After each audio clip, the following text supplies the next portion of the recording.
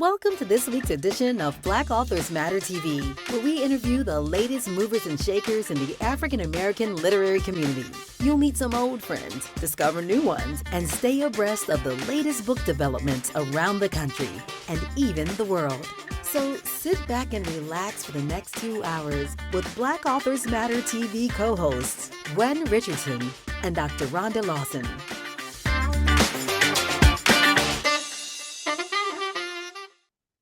Good evening and welcome to another episode of Black Authors Matter TV. I'm your host for tonight, Gwen Richardson, and my co-host, Dr. Rhonda Lawson, had to work late today, so she won't be on the show. If she comes on, it'll probably be like a miracle toward the end, but we don't expect her to be on.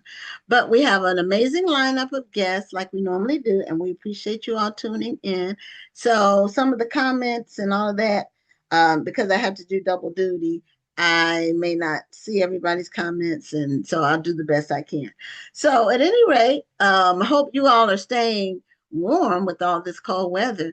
In Houston, we dodged a bullet. They were saying we might get snow because we rarely get anything. But it has been cold at night, like in the 20s. But the precipitation we got was before the temperatures dropped. So we didn't get snow and ice and all of that like some places did, and all the heavy snows.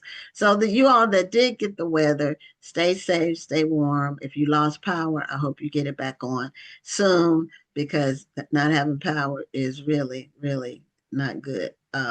We are really dependent on our power, and we don't realize how much we're dependent on it until we don't have it. So a couple of housekeeping notes. One, my book, my 2026 edition of my book about debt-free college is out. This one is the proof, but I've approved it, and it's available on Amazon. The paperback and the Kindle version are online for purchase. And there are over 300 scholarships. It's real money. And also quite a few, at least 50 paid internship opportunities. Scholarship providers are saying that people are not applying for the scholarships as much. Their scholarship applications are down. It's free money, and people just aren't. I don't know why they're not applying, but there's money out there. Go get it. Apply. And before we bring on our first guest, I'm sorry. I'm a football fan, as you all know, the ones who watch the show. My team is going to the Super Bowl. I'm wearing my shirt. Now, I'm going to stand up so you can see it, but the Seattle is green, and my green screen is blocking it out. But go Hawks, and I'm very excited about that. So we're going to bring on our first guest, Nicole Glover. She's new to the show. This is her first time, and she writes fantasy mysteries. Excuse me. She has a new book out called Star Seekers. And do you have your book handy, Nicole, so you can show everyone the cover? And so this is her first time on the show, as I mentioned. And welcome to Black Authors Matter TV. Hi, happy to be here. It's always fun to come on these things, talk books and all the fun things around it. Yeah, so you write young adult fiction, or is it for what? Is it categorized as YA? And it's categorized as adult, but older YA have nothing wrong with it, because I don't have anything too graphic or too sexual. My mom reads these books, so okay, nothing too bad. So I think there's some crossover appeal. Okay, because I was thinking it was young adult. Mm-hmm. I don't know why. The cover just, to me, had that kind of feel to it. Did anybody else? I think it might have like a fun. I think because it's quirky and fun, that might what you're getting from it. Sometimes it's. I guess with fantasy, you have it either has to be the extreme epic fantasy where the world's ending, and of course there's a rise of cozy fantasy right now, which is different. Oh, okay. So it's like cozy mysteries, but cozy fantasy. Mm-hmm. Okay, you're the first cozy fantasy author that's been on the show, and we've had a lot of guests, so over 800. So, but we had cozy mystery, authors, but I didn't even know cozy fantasy was a thing. It's been a while. It's been around technically, but I guess we finally got a name for it more recently. I guess it's we're Oh, just okay. we kind of just we kind of named the name, but even though lighter whimsical fantasy has been around for decades and so forth, we just haven't really publishers hadn't started marketing cozy fantasy as a thing, Okay. like It kind of like has its compared to own cozy mystery and sub other things like that. So, subgenre. There's hmm so many sub genres now. Probably because of Amazon. Yeah, most likely. I think because we all, as humans, we like to categorize everything, and we Yeah, want to get, and especially now since we have everything's more personalized, we want to get this really niche about things. We want to have specifically this story about like a private detective who's like into teacups and like lives in the sea. We want really specific genres like that now, and that's reflects on right, how we market and how we talk about books as well. right. And Amazon, when you upload your book yourself, if you self-publish under hmm KDP, and I'm sure they do this with the major hmm publishers as well, but you have to pick three categories. Well, you have to hmm pick the first category, and then you Yeah. have to pick a second and hmm then a third. So um, a lot of people, I think some people even go deeper. Yeah, they And do. because I've seen some hmm categories that are so specific that hmm probably only two books are published in it. And sometimes people will hmm say, I'm a best selling. No, everybody now is a best selling Yes. author on Amazon. hmm It's like it doesn't mean anything anymore. hmm Now, if you the New York Times still means something because those Yes. are store sales and they're adding them up. But on Amazon, hmm it's so narrow and so specific, hmm and somebody can create an eighth level niche, Yes. and then they're number one. Well, why hmm wouldn't you be? You know. Right, right. So um, but I'm glad to hear hmm about the cozy fantasies being hmm an actual genre now. Yes. And now is I know you had another book before this, Yeah. but Three. which number book is this for you? This is number four. It's all part of a series. It's a Okay. loosely connected series in the sense there's different main characters for the books. The first two of the Okay. books follow different characters. Number three, improvisers, it follows another character. Because it follows the same family throughout time. So the first two books are set in 1870s Philadelphia, post Civil War Reconstruction era. The number Okay. three follows the granddaughter into 1930s. And so with this one, I take you to 1960s, following another member of the family. Oh, okay. Now, what was the one right before the Star Seekers? The What was it? improvisers. Improvisers. So, now what made you think about doing Mhm. this series? I'm a nerd for history.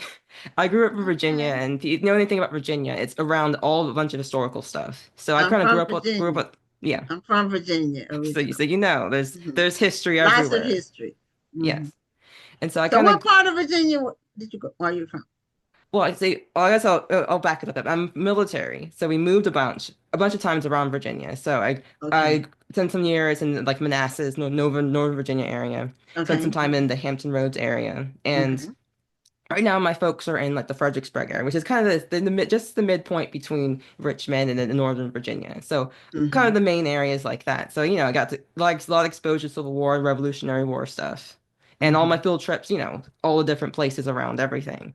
So it's kind of Right. growing with history, soaking in all that stuff, and just being just kind of curious about this stuff to begin with.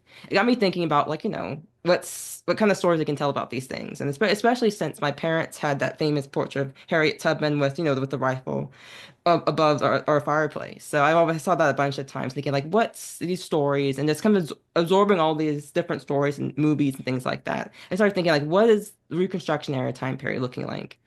And my first book, The Conductors, was kind of started out as plain historical fiction. It was just going to be about the former Underground Railroad conductors who decide what they do afterwards, basically. And I had a hard time figuring out what that story could turn to be. And I think it ended up at one point, I was like, why did I add like magic to the story? Because I grew up reading lots of fantasy novels. I love magic, wizards, all that fun stuff. And slowly added the mystery part kind of fell in place. So I had this mashup of history, fantasy, and murder. And from there, the story started taking place because I used the mystery element as the engine of driving the plot. And I kind of built in the characters kind of came into the world. I blended in, and I got to have fun blending the magic with history. In some ways, especially when I wrote that first book, having magic allowed me to be able to approach history in a way I hadn't been able to before. Like going even though diving into the darker curls of history and things like that. And from there, I just continued doing research. I did not just research in 1870s, but further down the decades. And so initially, I had those plot bunnies for the 1930s and 1960s. And so as you know, as I got the chance to be able to do 1930s, 1960s books, which actually just were started out as just pitches to my editors. Okay. And and the Star Seekers in particular came about because I love NASA and astronomy and astrology, all those things. And it's kind of apparent as you read through the books because the magic system involves constellations. You see the constellations throughout the books. And so, like, the Star Seeker is the pinnacle of all these things I got really nerdy about, basically.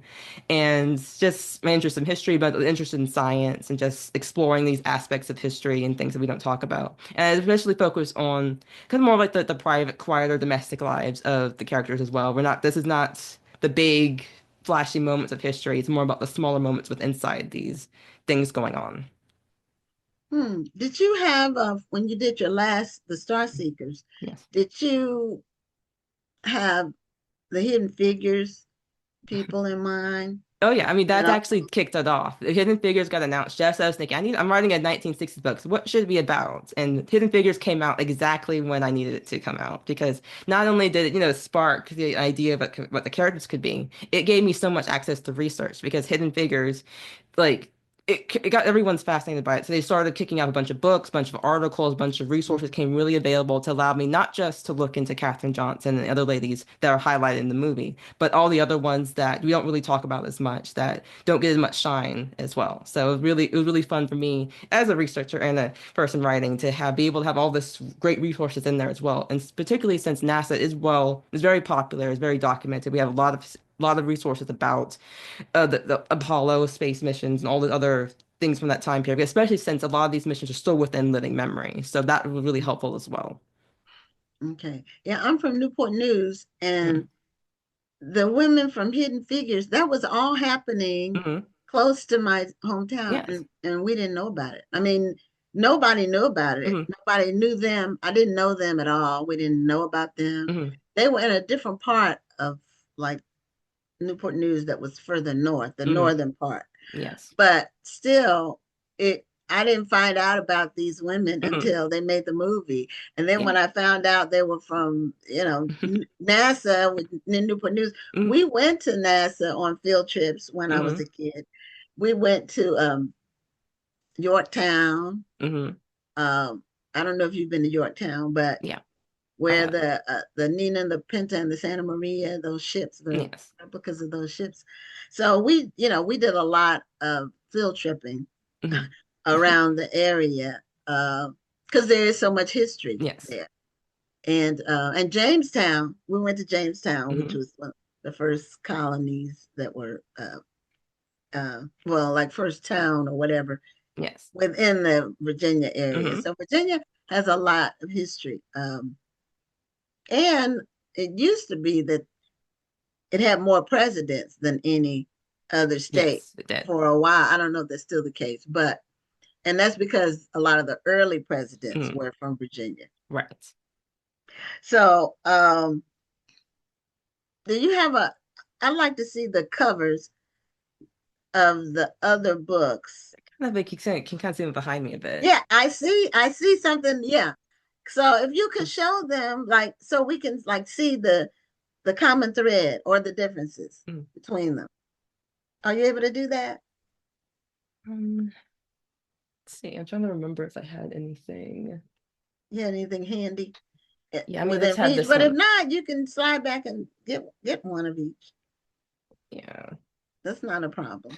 Are Right. you You're connected to? Okay, Yeah. I get it. I get Right. it. But I'd like the viewers to see the covers, um, so they could see the common threads and especially since it's a series.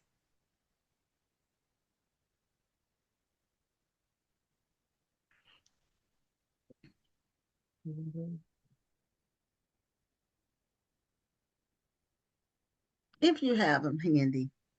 Um,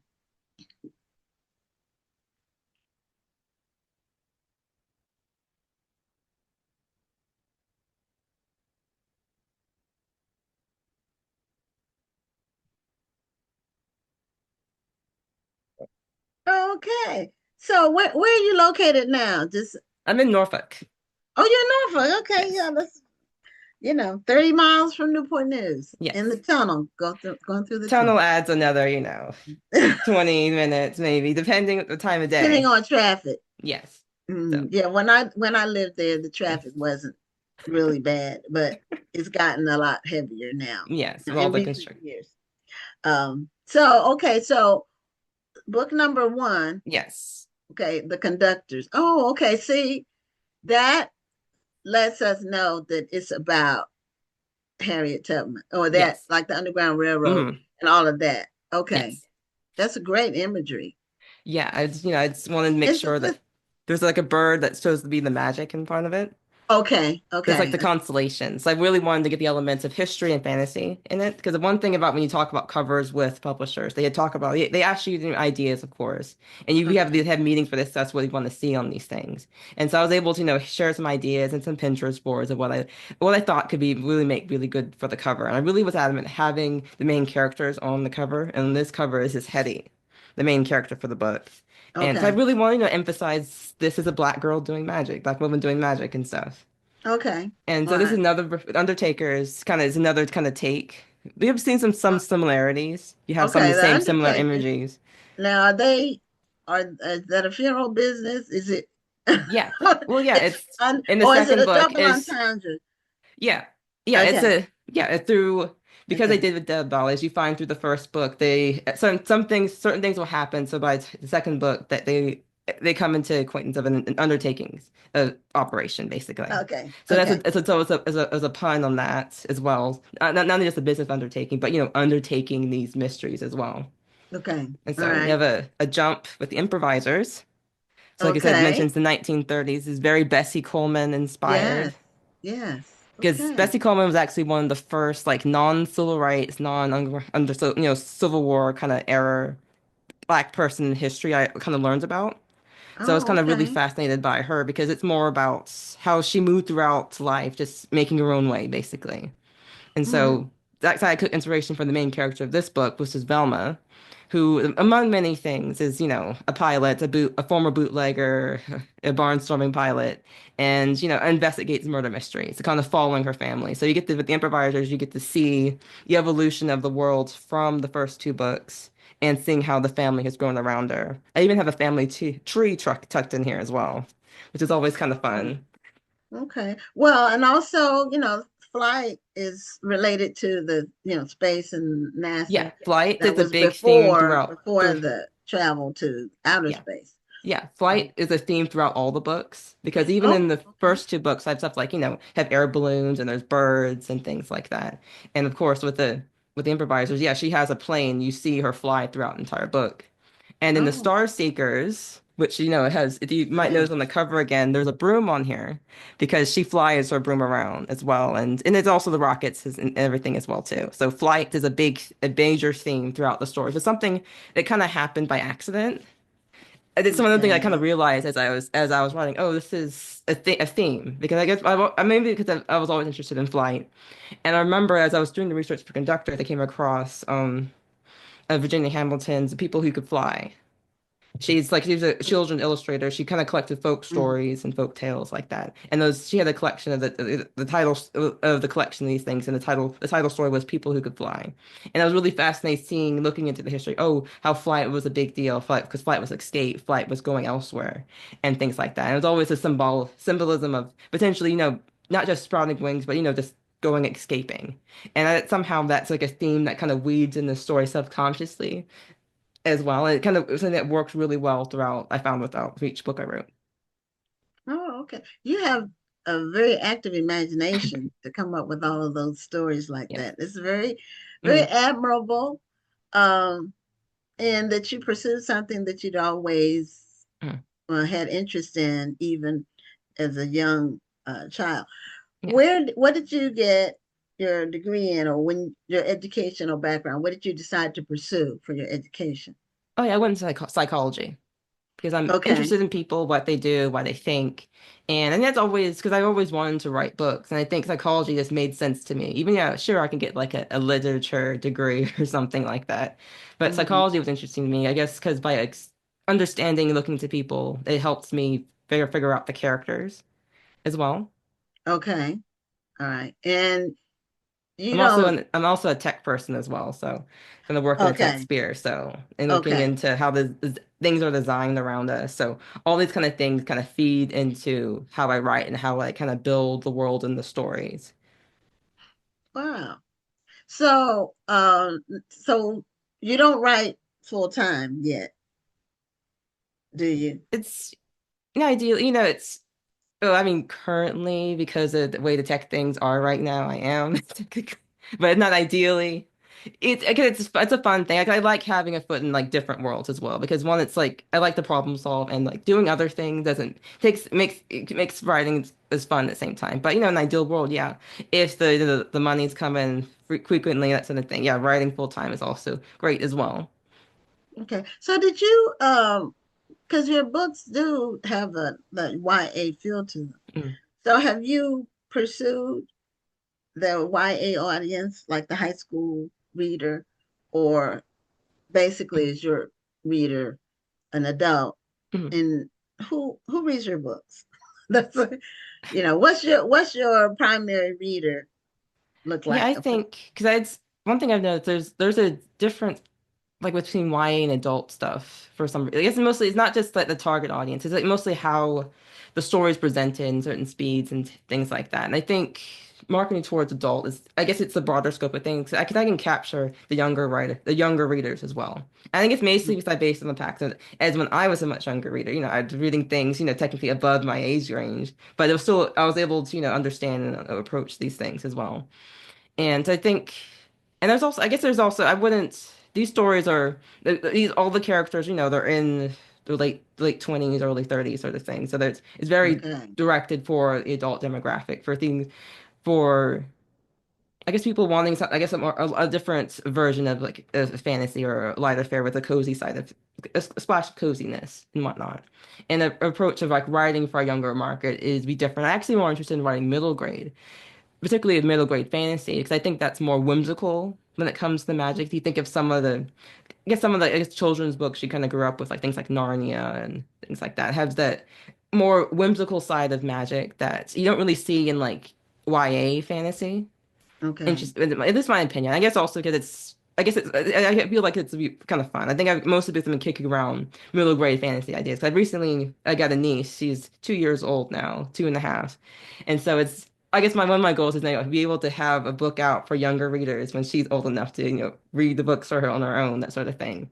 And, I've been enjoying like playing the auntie, like reading books and things to her and whatnot, just to kind of just enjoying that side of things as well. And so it got me really interested in writing, how I would think of when I think of future writing projects. Oh, something of like middle grade or younger might be really great. Because I think also if you start looking at the more of the books are out there for younger readers, like someone like the smaller, thinner books, like I would remember reading as like chapter books I read as a kid on is one as popular these days. There's more bigger middle grade fantasies. In some ways, or even like bigger like YA books and stuff too. I think some of it because adults have been reading like in the YA market as well, and that's how some of the books got a little bit bigger. Somehow some of the characters have changed. There's been some discussion about how like sometimes that characters, particularly for women writers, so their books have gotten like aged down so they could be in the YA even though they intend to be older and things like that, which is interesting from the publishing side of things and from the writing side of things, but I guess it's a long way to say I'm interested in writing for middle grade and potentially younger ones because I think it really fits how my interests in writing styles. Okay. So do you have an opportunity to do that, or have you Not pursued it yet. Just directly yet? I mean, there's been just been busy with writing different things. I have like a list of ideas and it's like it's still like it's like number 9 on the list of things to write that I'm thinking about writing basically, and we're currently writing to turn something in pretty soon. as right Okay. now. So it's like there's always a bunch of lists. But I guess I like having a list of ideas I want to get to because it gives me something to look forward to when I'm working in one particular project. And I like to say like I have a list of ideas that never like disappear because I'm always have something new that comes to mind. Often when I'm writing something, that's when I have a new idea. As always, when you're in the That's middle of true. something, a new idea pops up that tries to distract you from what you're working on. So I use that as like a motivation to get to something. And also it's a good way to measure how interested I am in an idea if I'm getting drawn to something else and that sort of thing. Did you do any self-publishing work first, or No. did you immediately go with you got an agent, you get Mhm. an agent and you Yeah, it and you took a went with while, but I always wanted to pursue traditional publishing because one of mm, my kind of goals was like get into a library, and it's much easier to get into a library if you're mhm. traditionally published because of all the space, all the systems in place. So, Right. it took a few years, to find an agent to figure out what book to pitch. Basically, I think The Conductors was like the fourth or fifth book I've actually pitched to an agent. And a lot of the Oh, earlier books were like, I guess they probably shouldn't. It's probably good they weren't picked up because I was still kind of learning like what kind of story to tell and what all those things basically. Because being able to pitch the other ones taught me what to look for, how to research agents, how to research the market, or even just to figure out the story that I really want to tell. okay. So you had, do you still have those books that you pitched Yeah, before that didn't get picked up? yeah. Those Uh, end up being one of the four in the series, or are they like on uh, your laptop or shelf or Yeah, they're whatever? basically on my laptop. I stuck them in the folder, like basically saying it's old, and they're just tucked Okay. in there. I think I may have gone back and like pulled up like a scene or two or remember, or looked back at the scene or two and maybe took some inspiration from. Because I Okay. find, I might forget some other things, but I tend to remember nearly everything I've written, and like I kind of whether there's a particular scene or a mood of a scene, and I can usually go back and pretty easily enough figure out the file and I can pull out that segment or chapter that I can like kind of pull into the new document and kind of refresh and like make it fit into the world. 'Cause I guess it's also you tend to write. I always say there's no wasted world. That's why I always tuck stuff into different like and dump them to empty Word documents because there's something else I had written that I can like reframe. And I've done that the books I had published, it happened several times, different scenes I'd written previously of things that didn't get finished or I didn't publish or this didn't work out for that particular story, but I could take parts of it that I could basically reframe for the current story I'm telling. Basically, because I remember this seed and idea, because there was certain like either it was like part of a scene or a mood of a scene or a certain element of that I was able to pull in and kind of just make it work for the story. And it actually worked out better. And it's always just fascinating how your mind works about certain things. At least how Mhm. I was just fascinated how like different parts can kind of come together. Because the revision part of like remaking stuff is the most interesting part to me, the most fun part for me as a writer. Because the part I hate, getting the first draft done, getting all the words out is the hardest part because you have to just pull out everything out of the ether. But the revision part means I have everything out there. I can start thinking and thinking over, turning over, and like reconsidering things and how it comes together and sometimes realize how maybe sometimes even the sequence of how these scenes or chapters are done might not be the way it should be. Like I might end up flipping things around or combining characters. Like even just today, I was actually it's like taking like two characters, I basically kind of combined them to one character, or took certain aspects of one character that I kind of added to another one because I realized, oh, my initial drafting, I had added extra things that I didn't need, or wasn't quite working the way I thought it would. And I think it's to me just how it comes together and how differently a final draft is to the very first thing you wrote is always the most interesting thing to me as a writer. It's particularly because a lot of times I write in a notebook. So I remember when I got my first book published, thinking back, here's my very first notebook that I wrote my first ideas down. And now I have the printed book and how differently things have changed between characters and different drafts and stuff like that. It's like, particularly with the Star Seekers, which I guess it's kind of close to 10 years since I was writing it because I got an idea around when Hidden Figures came out. But I put it Okay. aside because I published the other three books in between.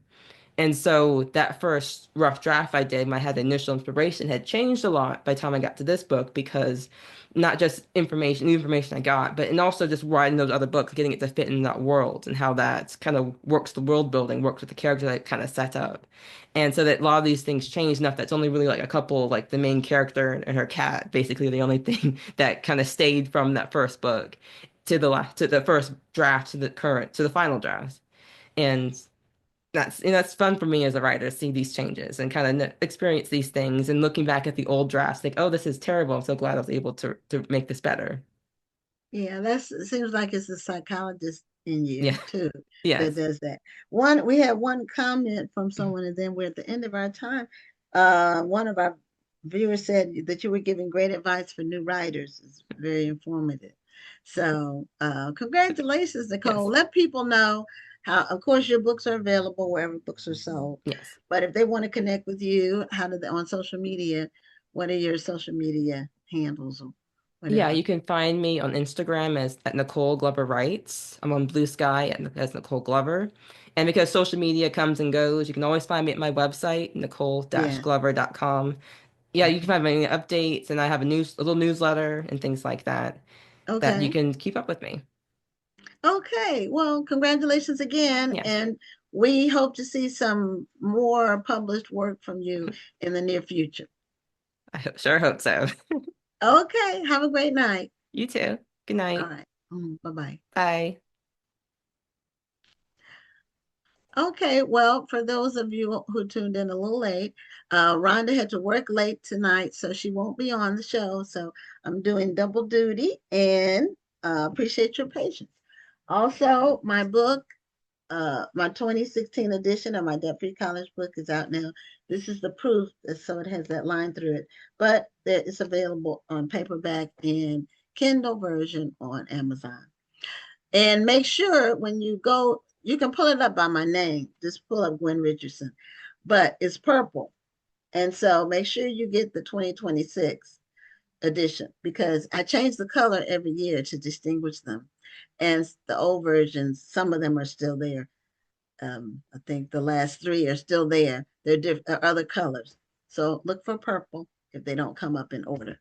So our next guest has she's not a stranger to the show.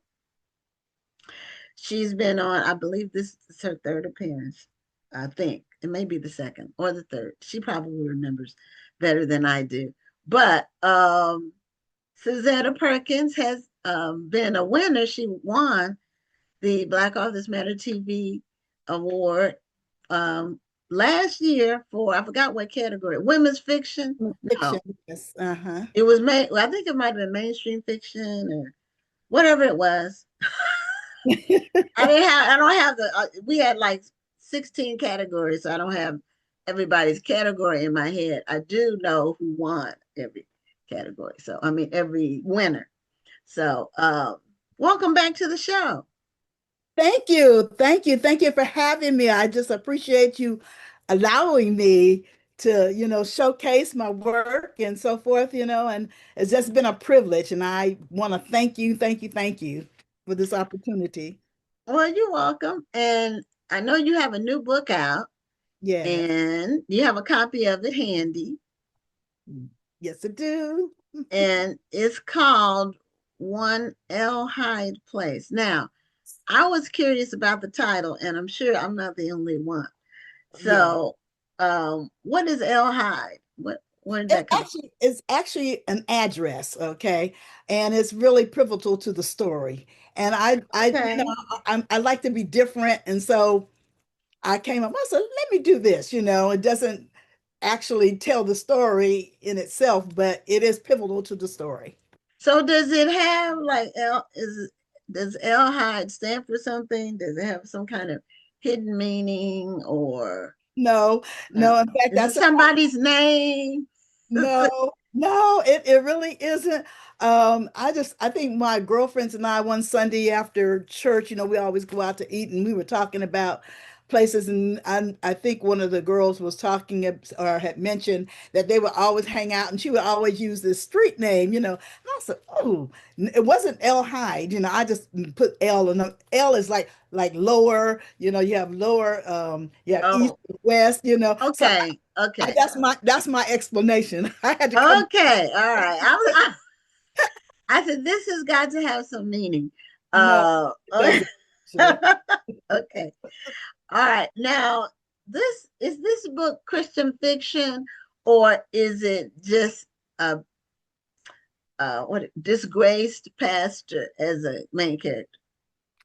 It's kind of a disgrace pastor as a main character. I wouldn't put it in that You category don't write Christian of fiction. Christian fiction. Yeah. Okay. Per se. And then because there is a specific thing that people are looking for Right, in Christian exactly. fiction Yeah. And now. it probably could cross over, if you Mhm. will. It probably could cross because I do, you know, showcase elements of, being in the church, even though that's not the main part subject or the main plot of the story itself. So Okay. So he sounds like he's pretty egotistical and doesn't want to admit his flaws. oh yes, very From ego. And the description of the book that I read, yeah, uh, he yeah, sounds like yeah. a real piece of work, but not uncommon. Right. In fact, when they get in those leadership roles, a lot of times they become, you have that reverent power, if you will, Yes. and I've experienced it with a lot of bosses that I've had, that reverent power, that comes into play when they're leading, even though they might not have come in necessarily with that attitude, but I think it's just a characteristic, of a person who's leading or in leadership, in big leadership, at a CEO or whatever. But yes, It can, it happens to small, well, I won't say small leadership, but people, even some people who have small congregations yeah, hmm, still get the big head. yeah, And I'm hmm. a PK, so I can say anything about preachers that I want. Oh, look, Because I grew up in it from day one. yeah, I've I've been in church my whole life, but I lived church, from a yeah, yeah, child. My right, whole family, church was what we did all the time. And yeah, so, yeah, and my brother ended up, my brother who's passed, but he mhm. he was preaching at like 5 years old. Like he was a born preacher. Wow, He was a wow. born preacher. Well, Uh, I grew up Church of God in Christ. Okay, so oh, okay, I was, Kojic. I was Yeah. born in, I'm coaching girl, and there's still coaching there. Now I go to a missionary Baptist church now, but The and because Kojics were on another level.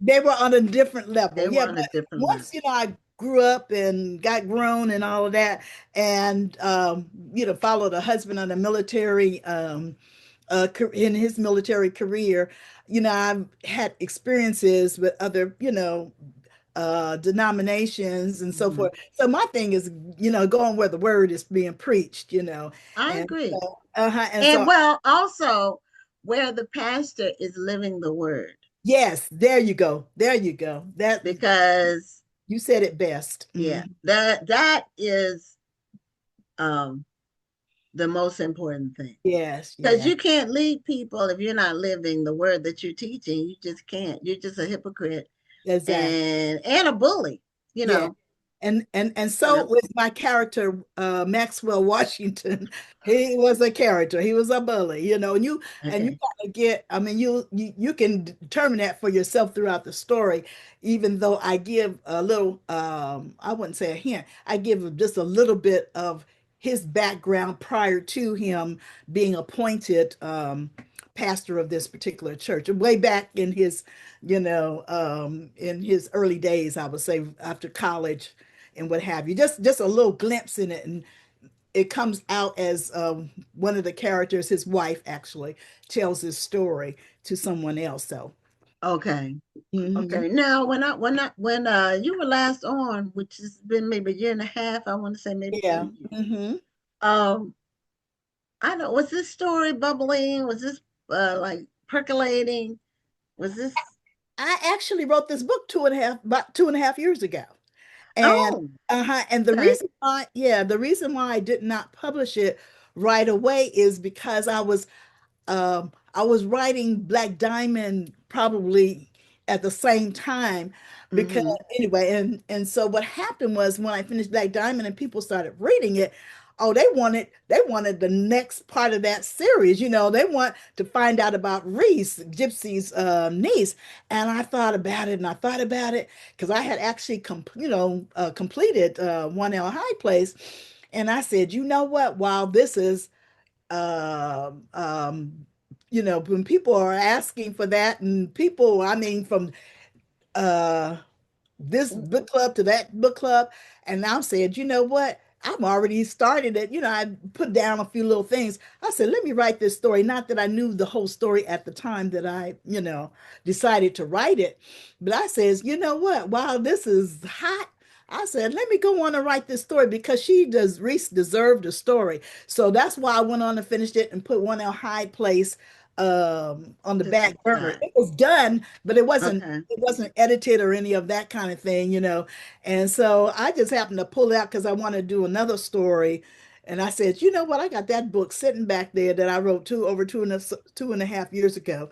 And I says, I need to pull it out and so forth, even though because of my upbringing, I was like, "Ooh, should I really, publish this book?"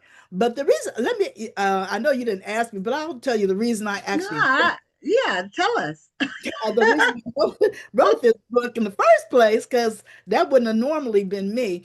But I had been asked to be to come to Shreveport, Louisiana, for a book club. They were hosting me down there, and the person that actually was the catalyst to bring me there, I knew her from Durham, which is close to where I live now, and she had transferred down there her job.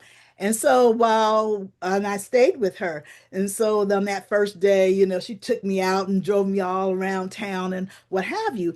And then we saw the casinos downtown and all of that. And then she took me past these I think it was a couple black churches. And, so she was telling me just a little bit about them, and I can't remember if she went to one of them. She probably did. However, it wasn't even but 2 or 3 weeks later, after I had a ride back home, I was watching Ilyana, I want to say it correctly, Yana Van Zandt? uh-huh. Okay. You know how long it's been, and since this happened, and by George, she mentioned Shreveport, Louisiana. So it caught my attention. I always Oh, watch the show anyway. And so then she started talking about this church, and it was a pastor and his wife that were her guests at the time. And I'm like, what? And when she named the church, I said, oh my God, that's one of the churches I passed by. I didn't go in or visit or anything like that, but my girlfriend, as she was carrying me around, had pointed that one out. And so I listened intently to find out what in the heck was going on. Did they, have summoned Yana Van Zant? And so Yana was giving a little synopsis of what had happened there. Well, the pastor had an affair with about half the members of the church, ladies in the church, and had children by some of them, and so she looked at the first lady. Well, why am I here? What do you want me to do? And so the lady said, well, I want to save my marriage, and Yana looked at her like, what marriage? Let's oh, not a marriage. what? And Eliana looked at her like, girl, Why? are you boo-foo the fool? Because I'm Yeah. like looking at her and I'm on the TV, other side of the TV. Are you crazy? And so she's, what that woman said? That woman said, and I put it in the back of the book so that people would have something to understand Reference why I wrote on. this book. That woman Okay. said, well, I want to save my marriage, but I want to still, be able to park next in front of the church next to the pastor. This is this is what that woman said. Okay. Okay. Well, but that makes sense to me because some women, like I said, I'm a PK. Hmm. Some women get caught up in that whole first lady Hmm. aura Hmm. and what they perceive to be an elevated position, and they're not humble. It's all about uh, attention and Hmm. being in the limelight. Um, And I'm going to share something personal. My mother, was the first lady her Mm-hmm. whole live while she lived. Mm-hmm. And my parents were married for 46 years before my mom died. Wow. And my dad, my mother was old school. She was my mother was a saint. That's what I'm gonna say. She was a saint because Mm-hmm. some of the things that she had to deal with were um, I wouldn't deal with them. And she told me and my sister, which not to, that we wouldn't have to do that. We should get an education so we Mm-hmm. had more choices. Anyway, my father remarried uh, a couple of years after my mom passed. He did a respectable 2 years. That's Mm-hmm. the person he married was there for the come up. And Mm-hmm. she was not a young woman. She was close to his age, but Mm-hmm. she was there for the come up. That was it. And a lot of women perceive the role Yeah. basically as you're really a showpiece, or it's not about the people. Mm-hmm. My mom was a first lady of the highest quality, I would Right. say. Right. Mm-hmm. She didn't seek limelight, Mm-hmm. and she cared about the members. You know Right. what I mean? It Right. wasn't about her. Right. But a lot of women, and then when men, the men, when they're a pastor is an eligible bachelor until he marries, Right. and a lot of women chase pastors like they do athletes or entertainers. They That is don't so, care. They don't care he's a pastor. so true. That is so true. They just, hey, if I can get him, I can be first lady or whatever. Mm-hmm. And Mm-hmm. when women are throwing it at you as a man, okay, I'm Yeah. keep it I got you. clean. I'm following you. Women are throwing it at you.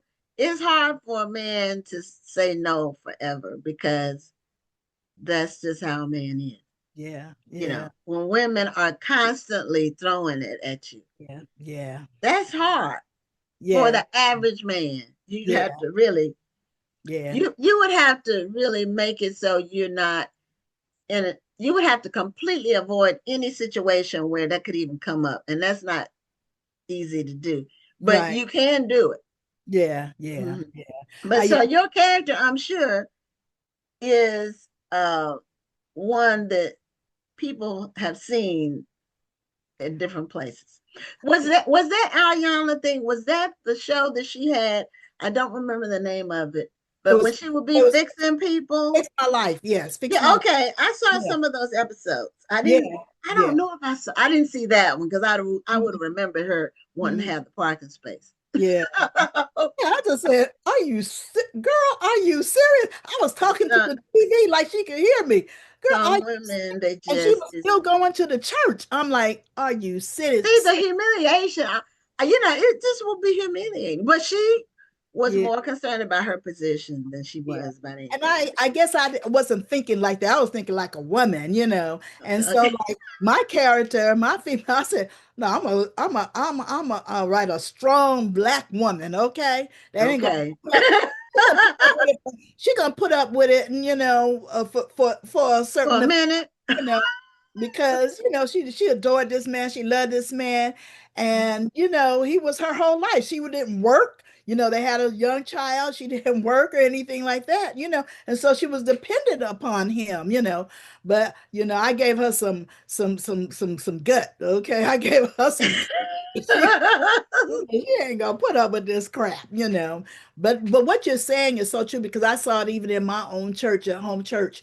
And my pastor, this particular pastor, he, I don't know if his wife had died yet. Maybe she did, but anyway, but the women, I'm like, I didn't know they had it even in them. Oh yeah. When they become available, or well, Yeah, even when they're not available. right, exactly. And But when they actually are available, it's like an athlete or entertainer or something. Right. And Yeah. I said when I was growing up, after I became an adult woman, Yeah. I will not marry a preacher. If they asked me, I would say no. If my husband got called to preach, I'd have to give it some thought. Oh, I lived that life under a microscope in a fishbowl where yeah. everybody's looking at you all the time and in your business and Mhm. telling you what you should be doing, Mhm. instead of being concerned about what they should be doing. Mhm. Um, I didn't want to live that fishbowl life as Right, an right, adult. right. So, Yeah, um, in fact, that particular pastor, not to get away from the story, but that no. particular pastor, he was my dad's age, and my dad would be talking, they were talking, oh, you got to take that Viagra. I'm like, Daddy, no, you ain't talking to y'all, that ain't your conversation. And he ended up with a young person who was really my age at the time, and she was like Oh, younger. But he was the kind of pastor that you kind of gravitated to. The young people, we gravitated to him for whatever reason, but we did. But I know, but he had them from all the churches, honey, coming, trying to approach him to get, I guess, his hand in marriage. It was crazy. yeah, it's That, a different world. I yeah. mean, people don't realize how different it Mm, is if they don't live it. yeah, yeah, It's because, yeah, even with our family, all mm, of our family friends were preachers and their mm, wives. And right. so we grew up with the kids of Hmm. other pastors as Pastors, yeah. our friends, Uh-huh. that were in, and we had other friends too. But Hmm. most of my parents' social life Right. And that makes was sense. with other pastors because you Mhm. really can't socialize with your congregation. It's Right, kind of like being a boss and socializing with your employees. right, right, right. You have to have like an arm's length relationship. Mhm. But on that Ayala show, the only one I really remember is the one with the black guy that had. This is about to book, but that had like 17 women. The one that was on there, it was 17 women. He had children by 17 women. Yes, I think I remember. I don't remember all the details, but I do recall that because I used to watch that religiously. I But watched it up to a point, like, yeah, because I watched it up to the point where I said, Ariana can't fix these people. no, no, no, no, she can't. And they would cuss her out It's and too far gone. And what they got too much baggage. He had 17 women he had children by. And was willing to publicly talk about it. And the women were on there. that Um, that's reality I, TV. Look, I they know. put I their was on like, this is and ridiculous. some of them were born like pregnant at the same time. Several of them. It was like three of them the children were born the same year. It was a big. I'm like, well, how? And he wasn't even good looking. I'm trying to say, what was this guy?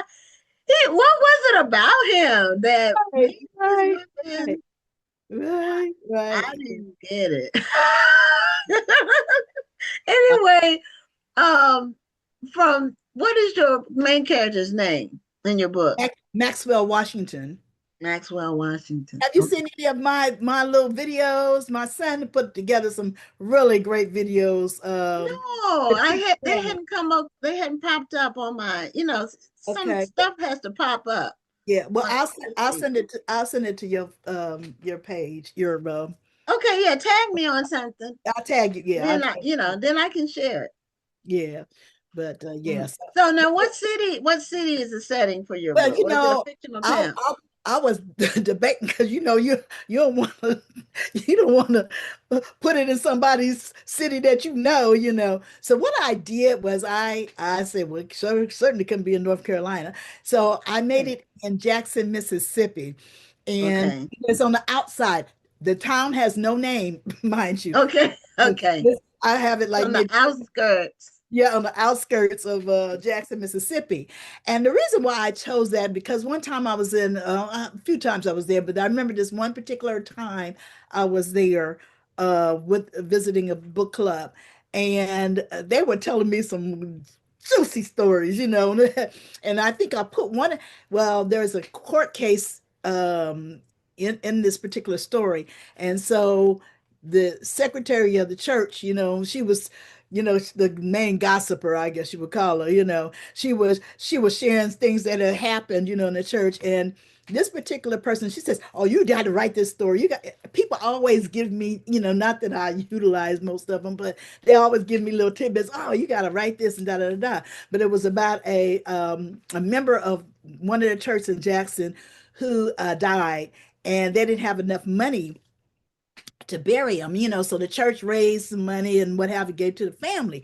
But the relative of the person that died, this guy that died, well, he was a grave digger. And so like late at night, he went to the graveyard. It must have been a black graveyard. They said it was like, $250 to bury him. I said, "Are you serious?" And this is like 2014 that they were telling me this.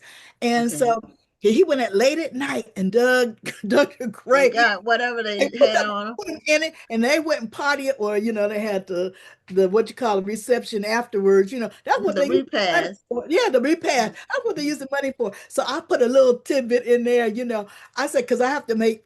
I have this comedic side of me, and so I said I had to, when this sister Pearlie Mae was telling her story, I had to have her to tell that story, on the witness stand, and everybody was cracking up. And I was cracking up as I was writing it. I said, I Yeah. that girl that told me that story. I said, and of course I embellished it because I really don't remember the whole story, how it went, but that kind of thing. So, and the one thing I did want to say, Gwen, was that the funny thing is that the day this book, because they kept sliding it, because I had no problems with getting my cover stuff together, because I do my own covers I and know you told me that. I was going to ask you if you did your own cover for I this did one. that one. Yeah. But what Okay. happened was, anyway, it ended up being published on the 23rd. That's the 23rd of December. That's when it came out. Okay. Okay. I think it was a couple of days after Christmas. I don't know if you saw it on Facebook about this woman, first lady, who killed her husband. And I'm like, "Oh my Jesus." I said, "But let me check." Because people, all AI, and people put all That's kind of true. false It's crap a all lot of over fake stuff everything. on. Yeah, fake Yeah. stuff on It's a lot what of you fake call. stuff. But then it kept coming, and then there was news reports out of I think it was in Alabama, Montgomery, and it was, it kept coming, and people were posting on it. And so I went outside, to Google and whatever, to make sure this story was true. And it was true. And the woman killed the husband, the pastor. He had just preached his Christmas sermon or whatever. She killed him on the day that my book came out. And I'm like, Oh. "Oh my Jesus." Because sometimes people say, I know, like in my last book, one, and this somebody I know, well, all of this, Reese couldn't do all of this. Honey, I have receipts. I don't write have receipts. I do. I had to go in there because it's about this. The Reese was a designer, dress designer, and she was in high school. On Tamron Hall, she had these young designers. She always had designers on her show, and there was this young girl that made dresses. I think she made a dress for somebody for the Oscars or something, but she was designing and actually went to New York, New York Week and all that. And, I'm like, I got receipts, I ain't gonna put nothing that, I don't know anything about, but I was just and so it happened. I'm like, I was just so flabbergasted at this story. And I remember I said, I just wrote a story. And I said, "Girl, why did you write that?" And then I said, "But while this story is true," I said, "mine is fiction," And I'm like, a little plug, but Well, truth is stranger than fiction, it and certainly is. that is the fact. It certainly is. It So certainly we're is. at the end of our time, Suzetta. It went Oh by my so fast. God. Yeah, but show us the cover again and tell people how they can get a copy of One L High Place. What L High Place? What L High Place is available on Amazon.com. And you can also go through my website, which is SuzettaPerkins.com, SuzettaPerkins.com. And all my books are listed, and there is a link to Amazon through my website for each of my books that I have. Yeah. Okay. You can also hit me up on, of course, Facebook and Instagram. Okay. Well, congratulations on which number book is this for you? 20. Wow. 20th Yes, book. yes, I'm yes. working on book 16. Yeah. But yeah, but I write a variety of genres. So I only have two fiction and the rest is all kinds of stuff. This one is nonfiction. It's a how-to book that I'm working on. Okay, I hope okay. it will be out by June. That's my You target. actually submitted, you were in the running up for NAACP a while ago, weren't you? Well, I've gotten 2 nominations. And Yeah, they were both nonfiction. okay, yeah, because I said, oh, Gwen, yeah, and Yeah. because I have followed you for a long time. Oh, and I'm so excited because I'm actually coming to the National Black. You are, that's right. I get to meet you in Yes. person in October. I said, That's yes. wonderful. I said, I'm a go. I have handicap issues, and so where I used to jump on a plane or whatever, all the time, I don't do it as much, unless I have, help with me, but I said, you know what? I am going to do it this year. However, I get there one way or another. Lord's going to provide, okay? But I am Okay. excited about being there. Okay. When you signed up, I was excited because I get to meet you finally in person. Yeah, Yeah. yeah. Okay. Well, take care. Happy New Year. Thank you. And Welcome. congratulations on your 20th book. Yes. Thank you so much. Thank you for having me. And I just appreciate you so much. And you always are acknowledged in my books. Do you have a copy of this? Not yet. So Okay. I will be getting one. Okay. Or otherwise, I'll send you one. Either way. Okay. I appreciate that. All right. All Okay. right. Take care. Hey, thank you. All right. Good Bye. night. Good night. Okay. For those who are tuning in late, we are moving right along with the show. I'm the only one on tonight, and Rhonda had to work late. So I'm doing solo tonight, and we have our third guest coming up. Her name is Edwina Dorch, and she has a book series. I think it's 3 parts to it, but she'll let us know.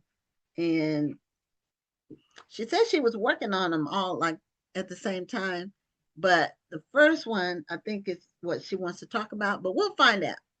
So as soon as she comes on camera, hello, Edwina, welcome to Black Authors Matter TV. And make sure you unmute so we can hear you. And I'm so little. Hi, Gwen. I'm just working with technology there. Oh, you're fine. You're fine. Can Now, you are see you me? that? Oh, yeah. Can you? Oh, Yeah. okay. Yeah. Am I big enough? Yeah. Yeah. Yeah, you're fine. The size, it depends on where the camera is. There's all kind of factors on size. How far you are away from the camera or close to it has a lot to do with it, or the way the camera zooms in. But it's no big deal. It's everybody looks different. So it depends on their setup. So don't worry about that. Now you're not in Hawaii or an island, are you? That's a image behind you? Yeah, that's an image. It gave me the possibility of choosing an image, and I chose this one.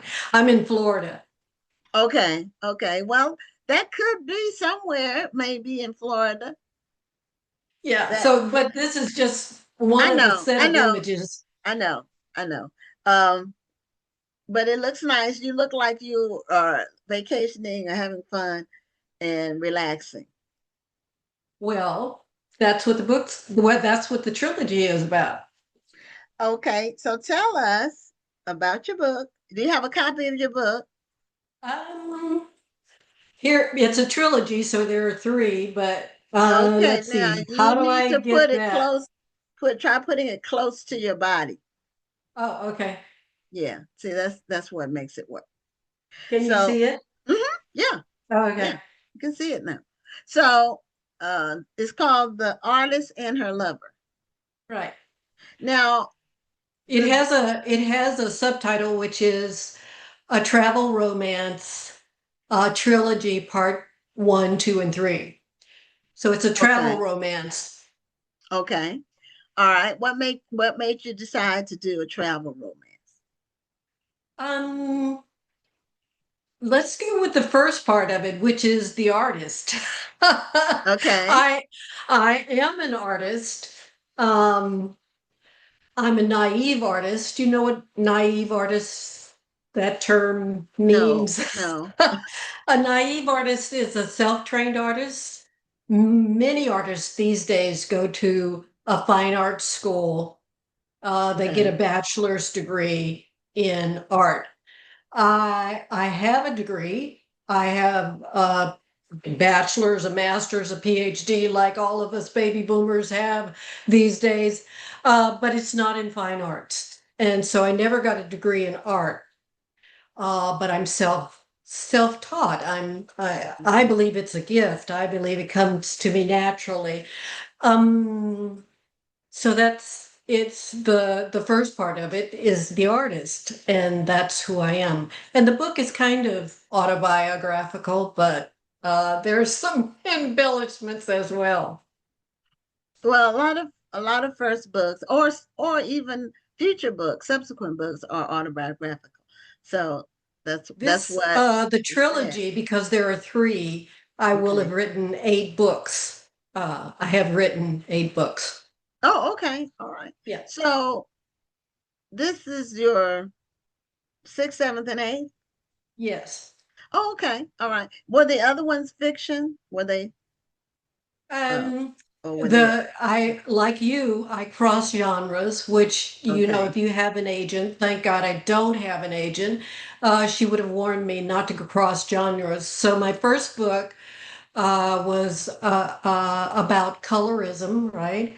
Uh, Okay. because colorism is kind of a neuroses in the Black community. We got issues with color, with skin color in the Black community.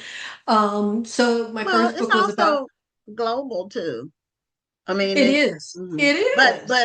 it's in our community as well, but it's also global. Yeah. So the first book was about colorism. And it was called Vanilla, Cinnamon, and Dark Chocolate because of Mona Lake Jones, who is a poet. She wrote a poem that was called Vanilla, Cinnamon, and Dark Chocolate. So I Hmm. stole that from her. So Okay. that was the first book. And then the second book was a children's book, and I illustrated that book. And it's really a Hansel and Gretel in Black children and urban kind of Is it a book. Hansel and Gretel in the Hood? Is or It's Hansel and Gretel in the Hood. Exactly, Gwen. You're right on. Um, okay. All so the right. second book was a Hansel and Gretel book. Okay.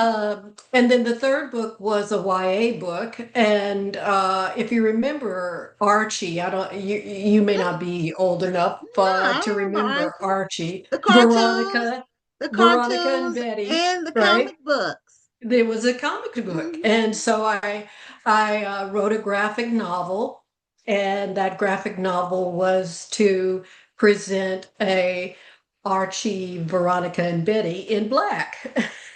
Okay. So you can see Okay. it's my total reaction over time. All of these books that came to me in a certain way, I switched them so that they were done in color. Color, shall we say. And then my next book was a murder mystery.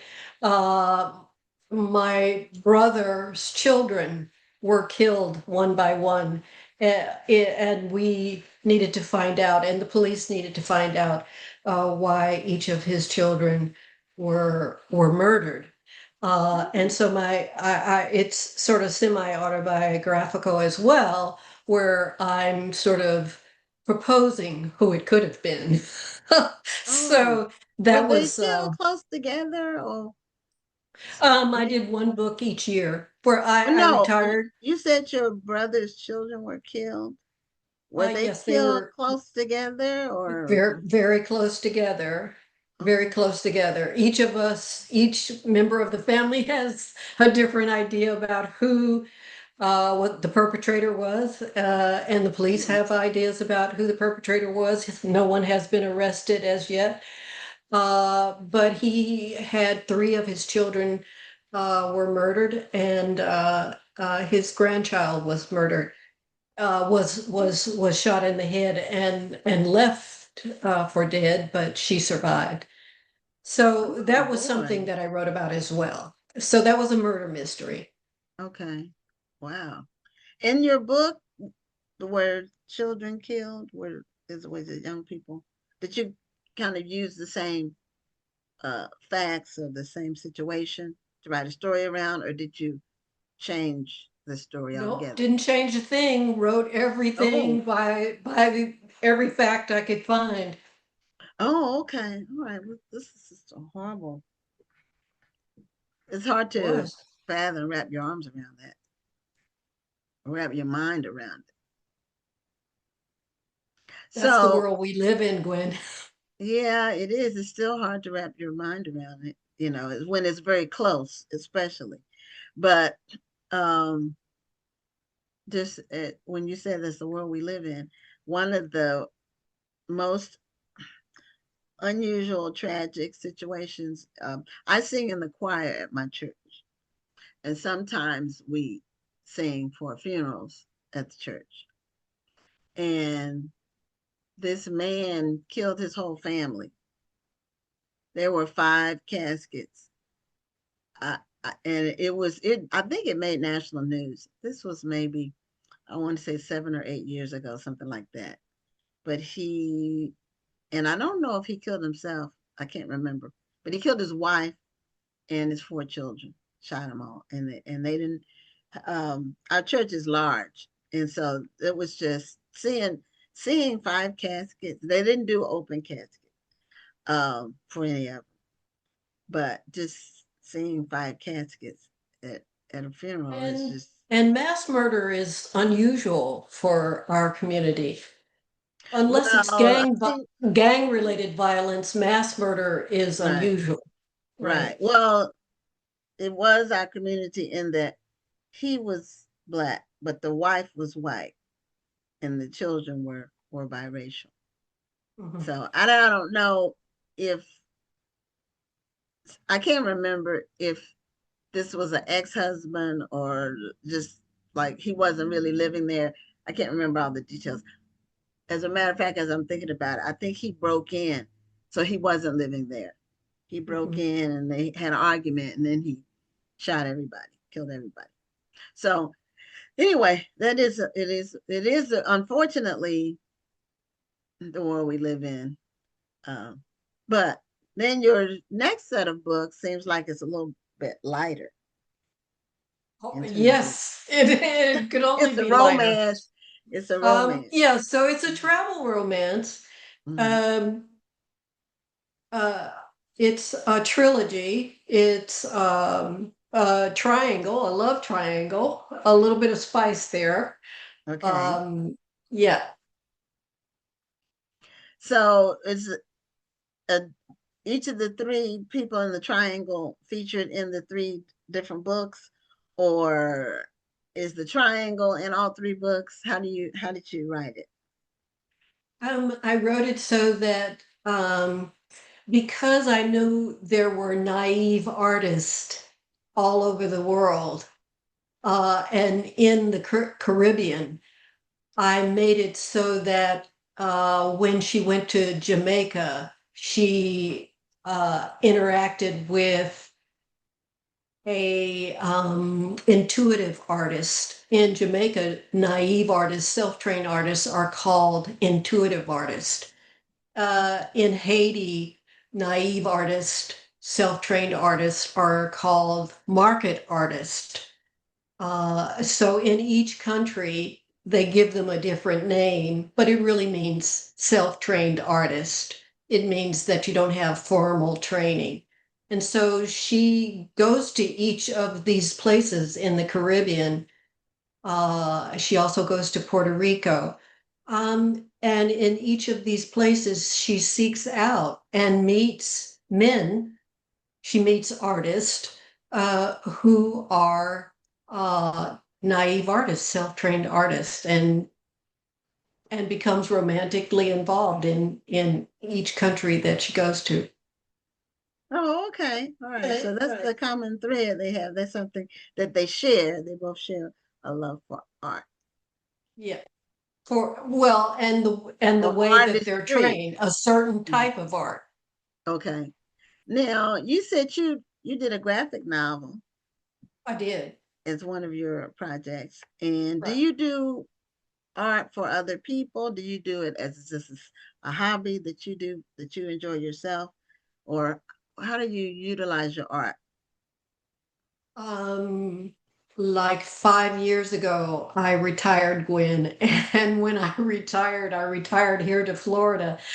And we bought this beautiful house, and I sat here at my desk. I no longer had work to do. I was just sitting here twiddling my thumbs, and I began to draw. And my husband said to me, "I didn't know you could do that." Really? You heard that from him? Oh, that he didn't know that was in you. He did not. I did not. Oh, That's why, there is an artist, he's no longer living, named Kwapo in Jamaica, who believes that naive artists, intuitive artists are, they receive this gift through the collective unconscious of Africa. It's passed on to me in my genes. My art doesn't reflect European style. So my art, its style is something that you would see in Africa. How do all of us get this African figures, African setting of our art? We get it through the collective unconscious. He believes, and lacking any other explanation, I believe it as well. So anyway, I got it because I didn't have work to do, and I thought, what will I do with myself? And I began to paint, and so I began to paint before I began to write. And so over the last 5 years, I have done the covers for half of my books, uh, did that graphic novel, did the children's book, illustrated the children's book, just because it's in me, Gwen, and it needed to come out, but it waited to come out after I retired. So, well, that's when you really had the time to pursue it. right. Sit down and do it. And now, what did you do before you retired? What? And you said you have a bachelor's, a master's, and a PhD. So highly professional. So what did you do for your day job for that you retired from? Like Well, what was your industry or career? When I graduated with a PhD, I went to the University of Hawaii, left the University of Hawaii and moved to Los Angeles, taught for the University of California. Then I moved to New York and taught for SUNY Albany. And then I moved to Texas and I taught for Texas A&M and retired out of Texas A&M. Oh, okay. Now, what did you teach? I have a degree in psychology, but to get a degree in psychology, you have to take a series of statistics courses. And because we have such a rigorous statistics course, which everybody hated as we came through, but I was picked up all of the time because I could teach stat because I had had that training. And and it was a blessing to me, Gwen, because if you can teach stat, you can move from department to department without any problem because nobody in any department wants to teach stat. because most students hate it and most professors hate it. And so you can just always have a job. So it was a blessing to me to have been trained in that way. People say that I love statistics and probability, but I started off in something that I should never have been in, which was nursing, and so I switched to business school, and that was one of the classes that we had to take. I liked all of my classes in there in business school. There wasn't one that I didn't like, but I really love statistics and probability because it's so much like real life. It's like the odds, the chances of something happening, or it's just the numbers of how things flush out. So I really loved it and I did well in it, and I had a really good professor. So You had a really good what? professor. A I don't professor. remember her name. It was a female, but she was a really good professor. But a lot of people say I hated that class. Oh, it was so hard. Statistics and probability was so hard, but I found it to be very easy. It was just real life to me. Well, one key to it is that you'll hear people say a number. They will say 50% of X, Y, and Z, or 10% of X, Y, and Z. Unless you know that denominator, you really don't know what you're talking about. That's Mm, 10 out of 100, 10 out of 1,000. What are we talking about here? So you got to always know that denominator. It's my very first class. I teach you what's the denominator, how many we really talking about, right? So you begin there with that. yeah. Well, also, is it self-selection or is it random? There's a lot of factors when it comes to Well, now statistics. you're into research methodology, which I also taught research methods at well. Oh, okay, okay. So that's probably the furthest from art that you can get. And see, I had spent my whole life in this very abstract, mathematical, scientific world.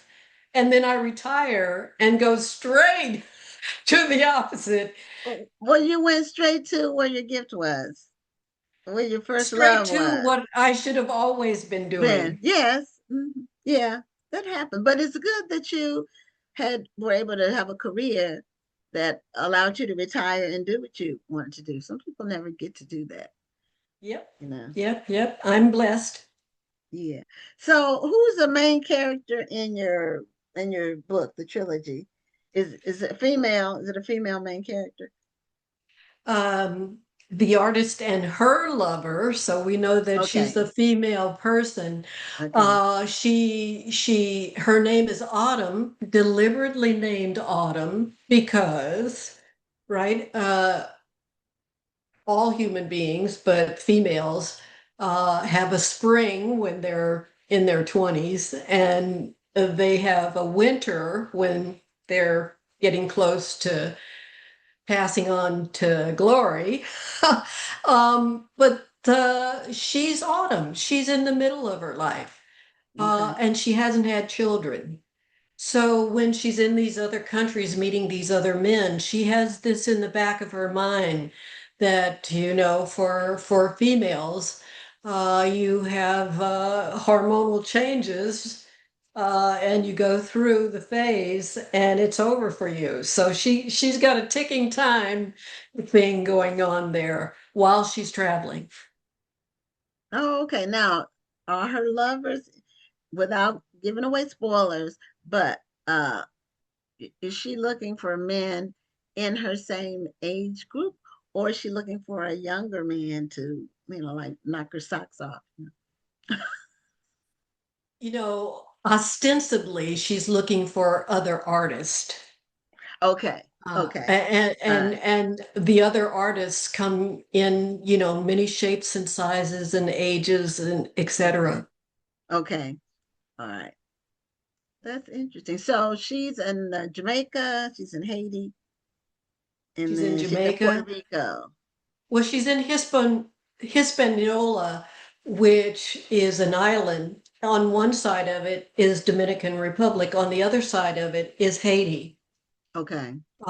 So she leaves there and she goes to Puerto Rico. So she's in those 4 different islands in the Caribbean. But in part 2, she's in Italy and she travels from Italy to the Sahara Desert, where she meets a Berber and he falls in love with her.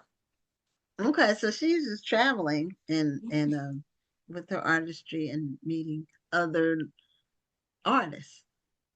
Right. And I don't know another Black female. You deal with so many authors, Gwen, you may know. I don't know another author who is a travelogue person, writes travelogue novels. Um, I know people who are bloggers who write, Black female bloggers who write about females traveling, but I don't know any.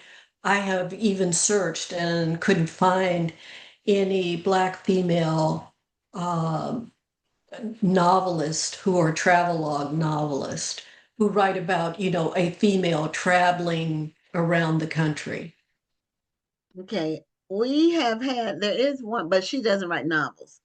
Um, and I See, can't call that's her what I name said. right now. That's what I'm Yeah, saying is I that can't call her name there's right now. is a difference to write a magazine article or a blog Well, she versus to writes write a books, novel. but her books are actually about travel. They're not novels. They're not stories. She's been like to like 100 and something countries, and a lot of her travel is by herself. Can't call her name. She did like the girl.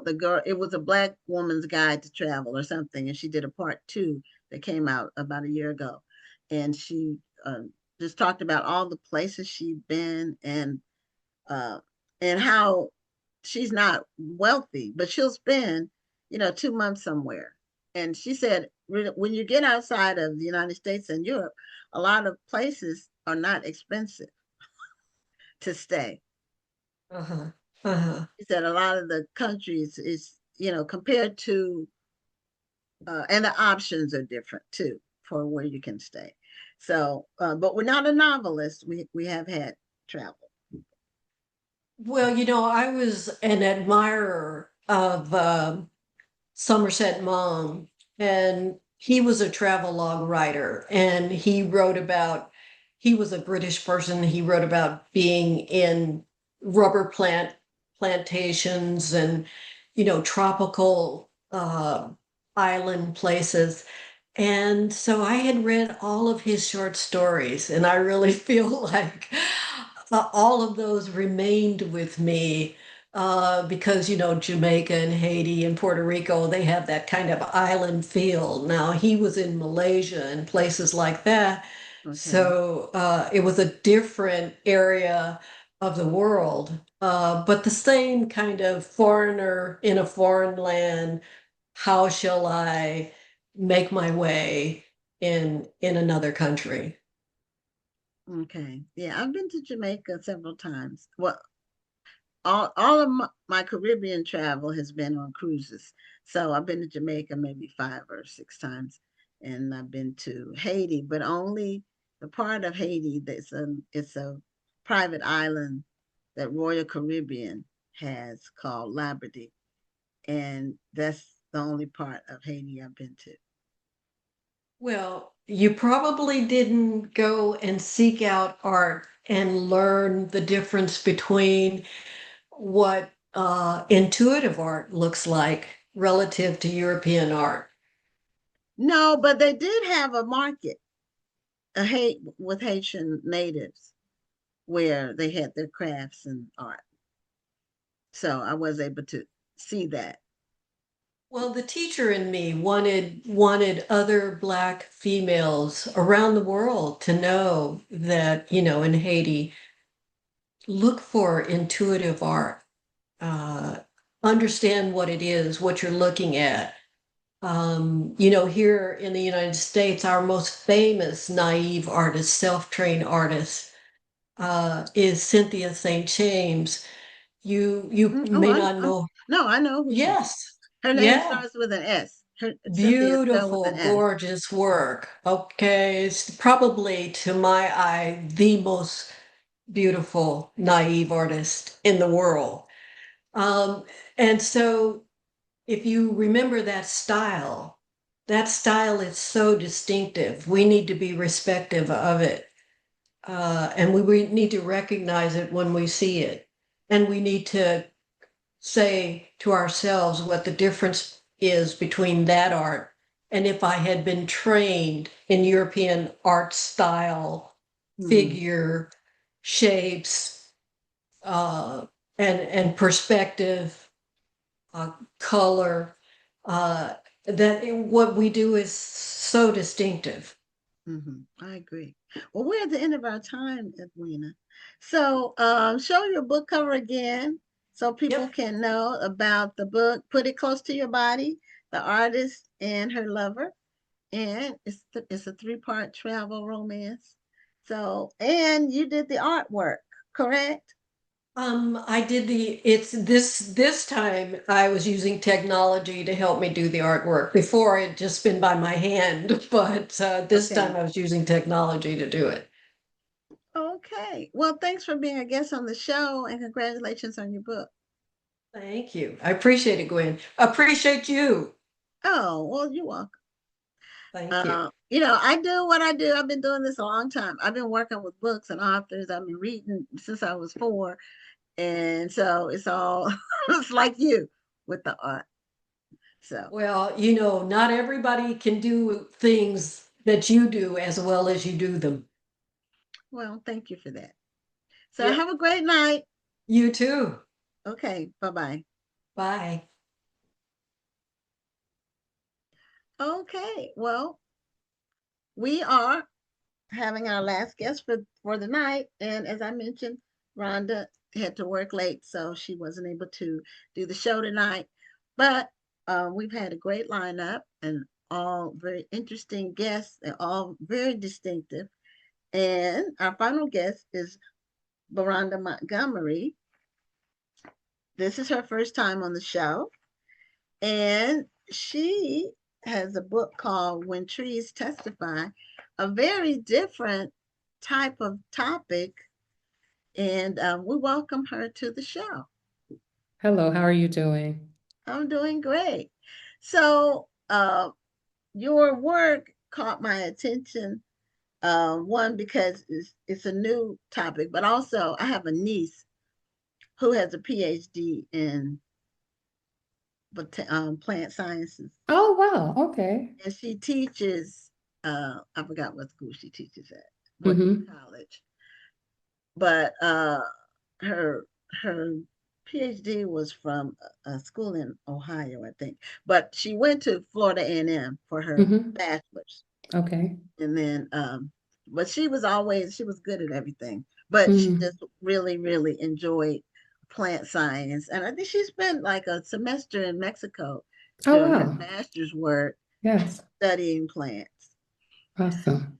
So, and that's kind of what you do. You're a plant biologist. Is that the same as a botanist? Are they basically the same? They're very much the same, very much the same. Over time, you know how we start using different names for things, but very much people who are studying plants. So, yes. Okay, and what started your plant fascination? When I was working on my bachelor's degree, I was majoring in biology, but I thought I was going to go to law school and do patent law, where you help write patents for scientific discoveries. But I spent some time working in a laboratory and fell in love with the idea of doing experiments and being able to just follow your curiosities, as a full-time career. And so decided then that I was going to go to graduate school to become a professor of biology. I wasn't sure at that time that I would study plants, but I took a plant physiology class. And the professor was so enthusiastic about the topic of plants that he drew me in with his enthusiasm. And then it took me back to connecting with my parents. So both of my parents loved to grow plants. My mom had, it seemed like hundreds of house plants. And both she Oh, and my dad did gardening. And so it was kind of all of those things that slowly took me to plants. oh, okay, wow. Yes. So it sounds like you also were strong in science too. You have to be Yes. strong Yeah. in sciences. Yes. I've always loved science and math since middle school. Oh, okay. Yeah, science Yeah. was my weakest subject. But Yeah. anyway. English or math or history or anything having to Yes, do with that. But science, not so much. I could do it, but it was hard. The other ones came easier. It wasn't, Yes, yeah, I get that. um, I understand that. yeah. We each have our strengths. We do, we do. Yes. And where are you from? Where'd you go to school? So I'm originally from Little Rock, Arkansas, born and raised in Little Rock, Arkansas. My family is still there, my mother and my late father. And then I went to undergraduate in St. Louis at Washington University and then out to California. Going to school will take you some of everywhere. And then I worked first as a professor in Michigan, at Michigan State University Oh, for almost okay. 20 years. Yeah. Okay, so tell us about your new book. Yeah, And do so you have a copy of it with you you? know what? I gave away my last copy, but I do have a picture of the cover. Okay, okay. Yeah, so my latest book is called When Trees Testify: Science, Wisdom, History, and America's Black Botanical Legacy. And I started writing about plants for the public to kind of, I come from a family where whatever we got, my mom said it belonged to all of us. So when I got plant knowledge, she said it belonged to all of us. So you're gonna have to break it down so we can understand it. And I started writing for the public kind of to live into that reciprocity. But this particular book is one that sits at the intersection of tree science, African American history, and family story. So it's part memoir, part African American history, and part science. And it really started with me visiting a former plantation in South Carolina and seeing a tree at one of those sites that was almost 600 years old, and Oh, realizing that that tree would have been alive at the time people were enslaved on the land. So we had this opportunity to stand with the same tree that would have been living with enslaved ancestors. And so in the middle of all of that, I just saw this deep connection of understanding the science of the tree, African American history, and then my own, being descended from people who were enslaved, my own family's history. So that's where the book started. well, that tree was there before anyone discovered America. That's right. That's right. It would have been there with the indigenous people, right? Right, Yes. Yeah. right. Yeah. Yeah. Wow. Yeah, trees live a long time. They do. And I think one of the things that fascinates me about them is that they live so long that many generations can be with the same being. But also, I was at that site with my sister and son, and I said to them, the tree also holds our captured breath. Because when we exhale carbon dioxide, that gets converted to sugars through photosynthesis and then wood. So I said, these trees hold the captured breath of our ancestors. So we're actually standing in their presence. And so, that beauty of understanding science in a way that drew us to see these as not just living witnesses, but also beings that would have been with our ancestors and hold their breath just started to fascinate me so deeply. Wow. And you mentioned in your book there were Yes. 7 trees in particular. Yes. Yes. I talked about 7 species of trees. So the tree that I saw in Charleston, South Carolina, is an oak tree. I also explored pecan trees just because in Arkansas there were lots of pecan trees where my parents grew up. Sycamore, poplar, mulberry, apple. And then I also include a chapter on cotton, which is not a tree, but with my family having grown up in Arkansas, I didn't see a way not to acknowledge the presence of cotton. But there's also a link to cotton with trees in that a lot of land in the South got deforested to To make grow cotton. cotton. Yeah, and so there's this link in in ecology with removing trees to make cotton growth possible. Mm. Yeah. So, a lot of times when we think about trees, um, with our history, Yes. we think about the strange fruit Yes. and all of that. Do you weave that into I your do. So maybe I might have missed it when I was naming them. There's a chapter on poplar, and it's for that particular reason. There were many types of trees used for lynching and hanging, but of course, poplar has this long history through. It's being documented in the song "Strange Fruit." I first heard Billie Holiday's version. Nina Simone has a version, and it's thought that that song was written by a white Jewish man. The lyrics of the song, and he had seen a picture of 2 Black men who had been hanged in a tree, and the tree that he saw them in was a poplar tree. And so that's how poplar got connected with a long understanding of lynching. So I do explore that. And I also in the book talk about how Although in America, we often hear our kind of contemporary white colleagues saying, we weren't the one who owned slaves, so why do we have to deal with that? We still have people using lynching and nooses to kind of terrorize Black people. So I talk about it from its history all the way up into how it's still kind of used today to terrorize people, and unfortunately. Yeah, it would be if we could disconnect ourselves from our lineage, that would be something, but we can't. We can't. All of us are the product of our lineage. Absolutely. Absolutely. Whatever that is. Yes. And it's just like when people have a grandfather or a great grandfather that was a bootlegger or a drunk or whatever. Yes. And sometimes those things are passed down. I mean, even scientifically now, we know that they can be handed down from one generation to another. Yes. And so, and the hopes and dreams of our ancestors, or the vision, whatever vision they had, they passed it on to their children, who passed it on to their children, and so forth. So we can say that we're not connected to that, but we are, whether we like it or not. Exactly. Now, are we responsible for the deeds of our ancestors? No, but we can't just pretend like things never happened. We can't pretend it never happened. Honest. It is. That's right.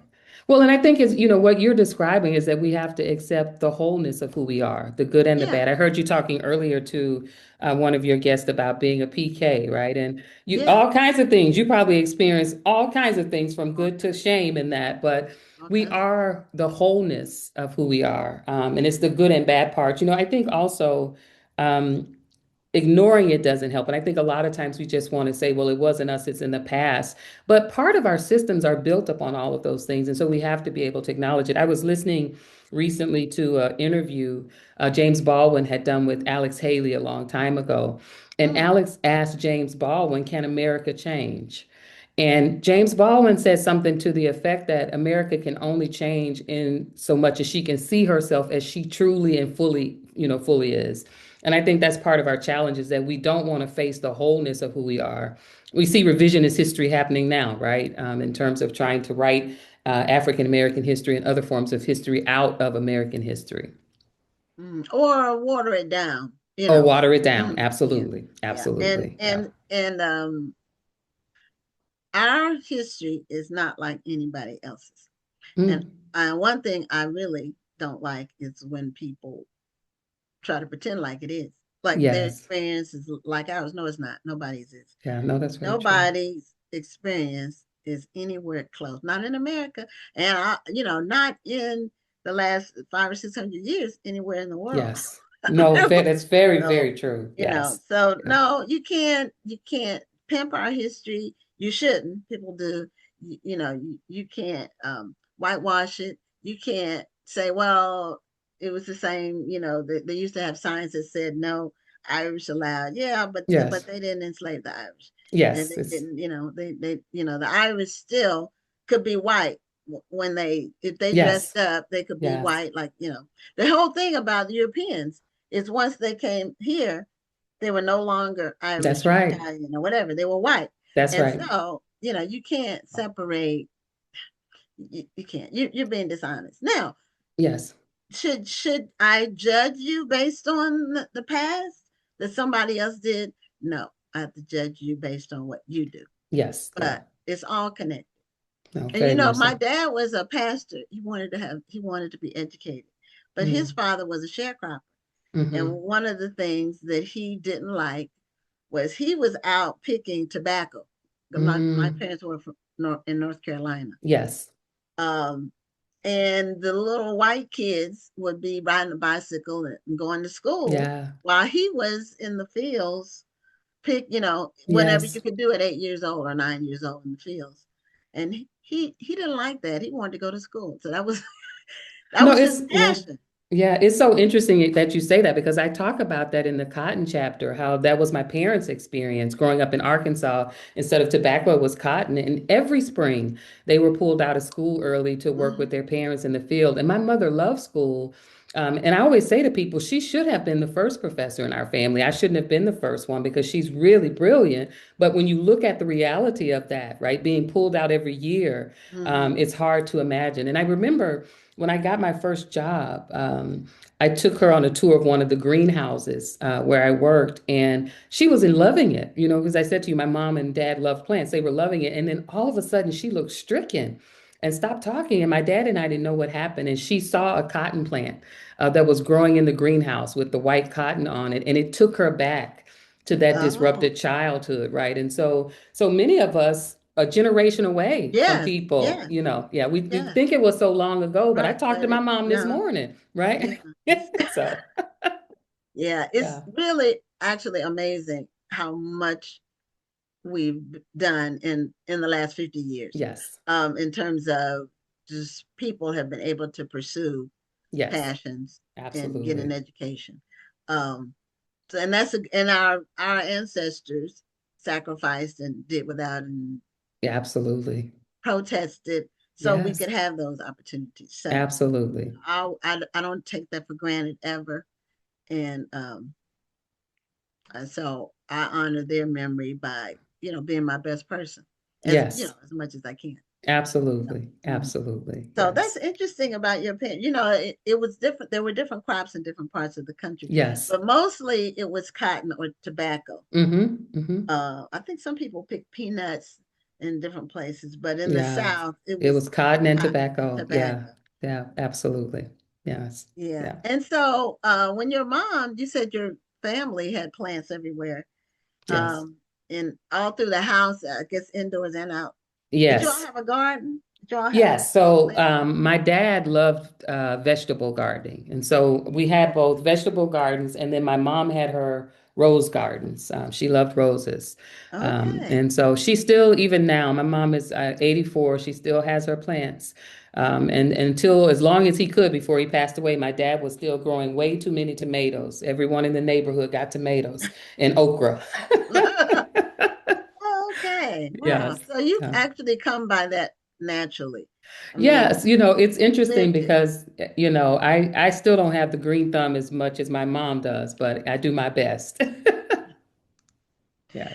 Yeah. So is she um still in the same house that you? No, so she and my father, we were born and raised in Little Rock, and then after we all moved out, they moved right on the edge of the city. So they have been in that house probably for almost 15 or 20 years. My dad passed away in 2019, but yeah, they moved to a couple acres, and so they had more land to do more vegetable gardening, and really enjoyed the last years of their time together there. Okay. Yes, So when you know how kids play games that are yes. related to uh what they're around the kids in the neighborhood or Hmm. just what they are attracted to. Yes. So what were some of your games that you played? Oh, we used to play so many games. Of course, we love to play hide and seek. I was trying to explain to a young lady the other day what jacks is. I don't think little girls play jacks anymore. I Um, don't think so either. I haven't seen Jacks in a but we long did the time. double We played dutch and all of Jacks that. Yeah, yeah, yeah, yeah, yeah. and the And bolo then bat. Now, that's right. different people called it. Some people didn't call it a bolo bat, Yeah, but we yeah. did. Yes, But you know yeah. what I'm talking I about? The do. Yeah. And paddle then with the yes. Yeah. with the And then our ball. family games were my dad taught us all how to count on dominoes. We had to keep score on Oh, dominoes.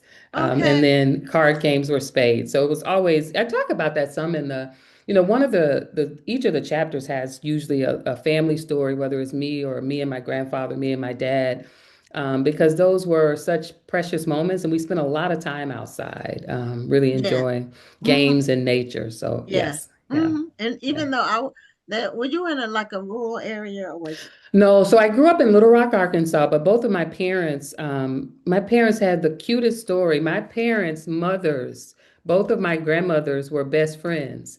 and they wanted two of their kids to get married, so couldn't just be best friends, they would be related. So my parents got married, and so all of the paternal and maternal families were there together in a rural area. So every Okay. summer we spent a lot of time in the country with my grandparents. Yeah. Okay. Yeah. Okay. Yeah. Yeah, we did too. I lived in a small city. Oh, So okay. uh so we had a And you neighborhood. said in North Carolina or? No, no, my parents are from North Carolina. Um, I'm from Virginia. Oh, yes. So Yeah. I'm from Yeah. Newport News. But Okay. my grandparents lived in North Carolina. So we did every summer we Okay. would go Yes. there.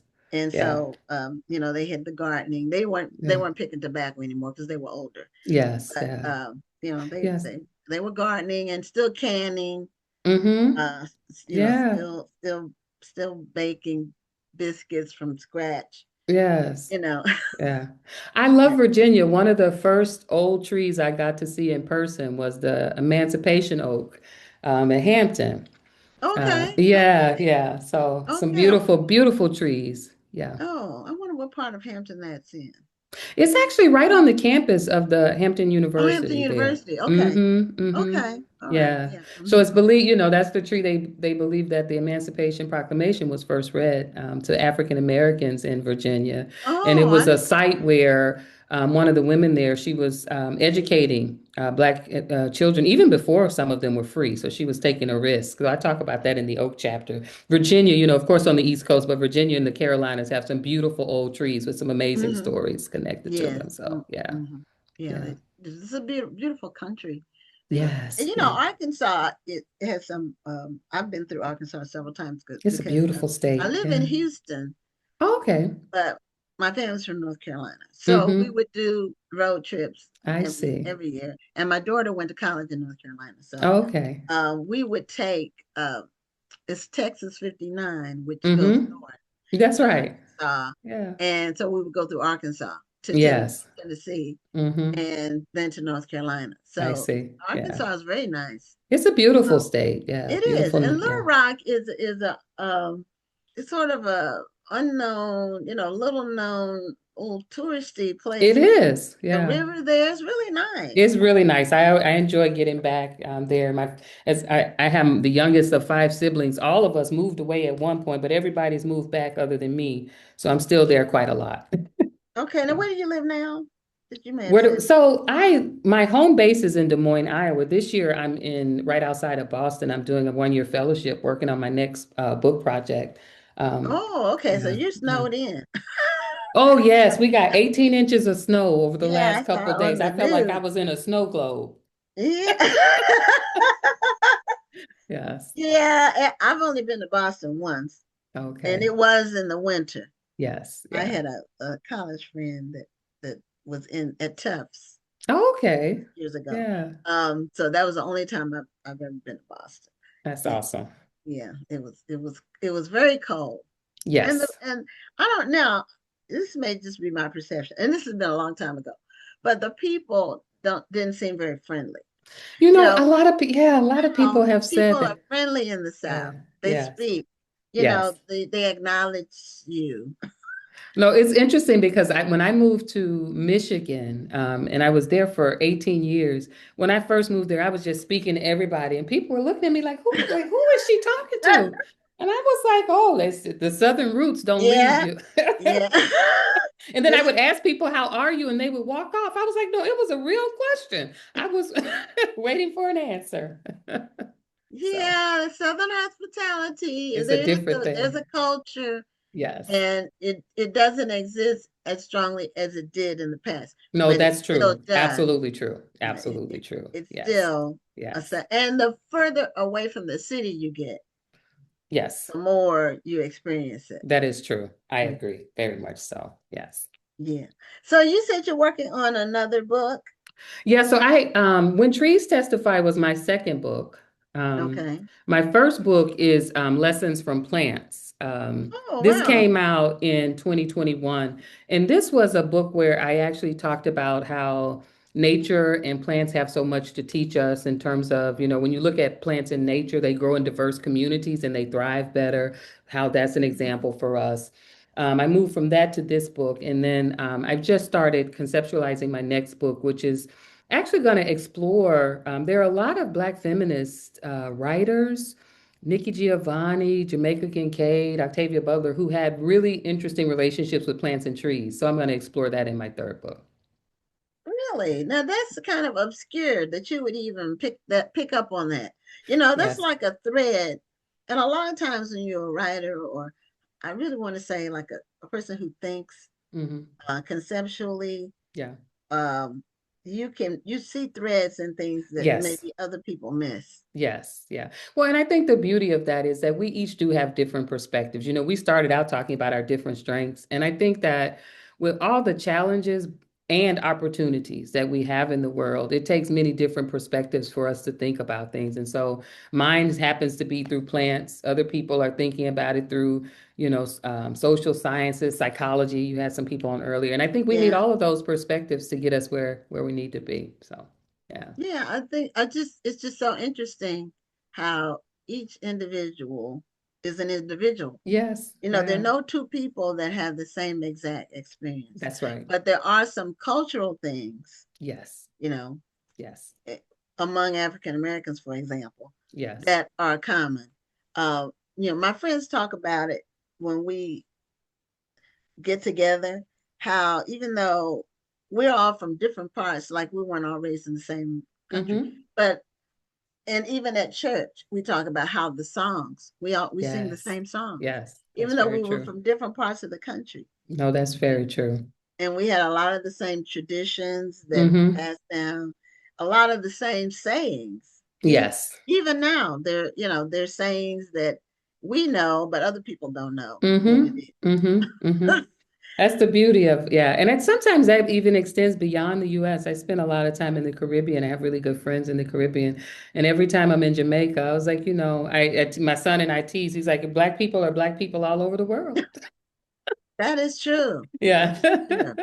So, you being in the plant sciences, I know my niece, she would experience situations where she would be the only Black person a lot of the Yes, yeah, yeah, time. yeah. It's Even kind of as you were saying your niece was in the plant sciences, I was thinking to myself, I wouldn't be surprised if our paths have crossed because there's so few of us professionally in the plant sciences. About 5 years ago, right after George Floyd, there was a lot of attention on us having a reckoning of Black people in America. And a lot of scientists started to get groups, and there was a Black birders group and a Black physics group. We had a Black botanist group. So I met a lot of the other Black women who've gotten their PhDs in the sciences through them. We actually have a listserv where we keep up with each other. So it's a shame we can count us on a couple of hands, but we are yeah. growing. We're growing a little bit. When I first came out, it was me and one other lady I knew. And so now I said there's enough of us that we are connected. So if I haven't met your niece, I'm sure I will at some point. Yeah, you may have. Her name Yeah, is Aaliyah. So if you ever yeah. run across an I'm Aaliyah, yes. Small world, I'm sure. yeah, it is. So thank you so much for being a guest on the Thank show. you. Thank you so much. Congratulations on your book. It's a very interesting conversation to Thank learn. you. Thank you for all the work that you all do, and good luck with your latest edition of your book as well. Okay, thank you. Okay, have a good night. You too. Bye-bye. Bye-bye. So that's the end of the show for tonight. Rhonda will be with us next week. Since I have 1 minute, I'm going to again let you all know about my new edition of my book, the 2026 edition of Debt Free College Book. And also to my team is in the Super Bowl. And so I want to say go Hawks. And that's it for tonight. So join us for next week's show, next Tuesday on Black Authors Matter TV. We have an amazing lineup. In fact, all of our shows are booked through the end of February, so completely booked. So we'll see you next Tuesday, and you have a great week. Good night. Thank you for tuning in, and join us next Tuesday at 7 p.m. Central, 8 p.m. Eastern for another edition of Black Authors Matter TV.